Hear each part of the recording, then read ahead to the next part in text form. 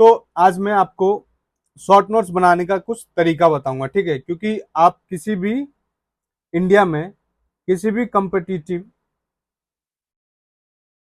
Exam के लिए preparation कर रहे हैं तो हर किसी के लिए ये वीडियो बहुत जरूरी है, ठीक है। हर कोई देख सकता है इसमें, ठीक है। इवन वो किसी भी एग्जाम का प्रिपरेशन क्यों ना कर रहा हो, चाहे वो एसएससी हो या बैंकिंग हो या यूपीएससी हो, ठीक है, या फिर नीट हो, XYZ जो भी एग्जाम है, हर किसी के लिए आप लोग ये वीडियो देख सकते हैं, ठीक है। तो आज मैं ना कुछ 3 की पॉइंट्स बताऊंगा आप लोग को, ठीक है, जिससे आप लोग अपना शॉर्ट नोट्स बनाएंगे, ठीक। जो आपके रिवीजन में बहुत हेल्प करेगा। देखो, शॉर्ट नोट्स तो हर कोई बनाता है, लेकिन स्मार्ट शॉर्ट नोट्स कैसे बनाएं जो रिवीजन में हमें बहुत अपना जो वक्त है ना वो सेव करें हमारा, ठीक है। उस पर हम लोग आज बात करेंगे। तो चलिए इस वीडियो को ज्यादा लंबा ना करते हुए मैं स्टार्ट करता हूँ। तो शॉर्ट नोट्स हमारे लिए क्यों जरूरी है, ठीक है। तो ये एक क्वेश्चन है भाई, क्योंकि वो पता है क्या करता है, हमें एक क्विक रिवीजन देता है, ठीक है। हम लोग एक 70 to 80 पेज के फुल नोट्स को, ठीक है, हम लोग बहुत जल्दी रिवीजन कर लें, इसलिए शॉर्ट नोट्स हम बनाते हैं, ठीक। और हमें बहुत जल्दी याद हो, ठीक है, मतलब बूस्ट रिटेंशन हो हमें, ठीक है, बहुत जल्दी याद हो हमें, इसलिए शॉर्ट नोट्स बनाते हैं। और एग्जाम से पहले हमारा टाइम सेव करे, मतलब टाइम सेव करके बहुत सारा टाइम सेव करता है हमारा शॉर्ट नोट्स, ठीक है। तो इसलिए हमें शॉर्ट नोट्स बनाना चाहिए और इसलिए हमारे लिए शॉर्ट नोट्स जरूरी भी होता है, ठीक है। तो चलिए सेकंड की पॉइंट्स देखते हैं हम लोग। तो सेकंड की पॉइंट्स में हम लोग देखेंगे कि हम लोग इंक्लूड क्या करें शॉर्ट नोट्स में अपना, ठीक है। शॉर्ट नोट्स बनाते के टाइम देखो, पहले मैं बता दूं, ये 2 पॉइंट हम लोग बाद में देखते हैं, पहले इस पॉइंट पे आते हैं। पीवाईक्यू बेस्ड कॉन्सेप्ट, मतलब पीवाईक्यू बेस्ड कॉन्सेप्ट क्या है।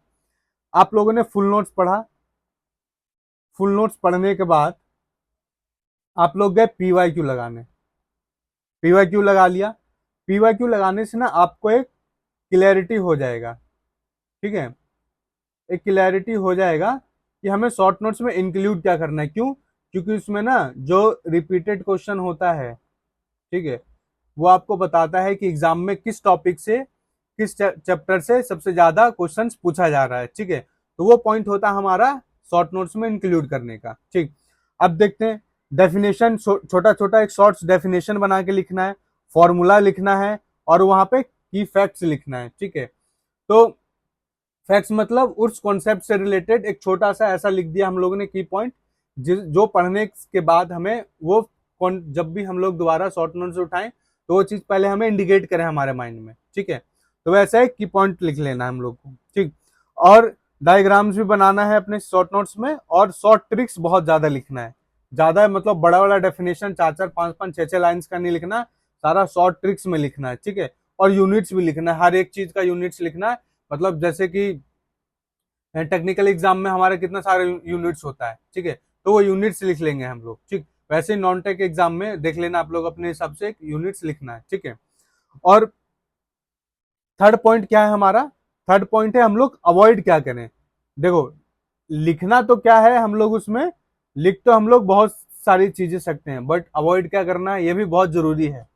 तो हम लोग पता है पूरा बुक या पूरा फुल नोट्स कॉपी नहीं करना है, ठीक है, शॉर्ट नोट्स में। और बहुत सारा डेकोरेशन नहीं करना है शॉर्ट नोट्स में, ताकि देखने के बाद फिर ऐसा लगे कि यार घोच पोच हो गया है, अब तो खिचड़ी पक गई, अब क्या रिवीजन करें हम लोग, ठीक।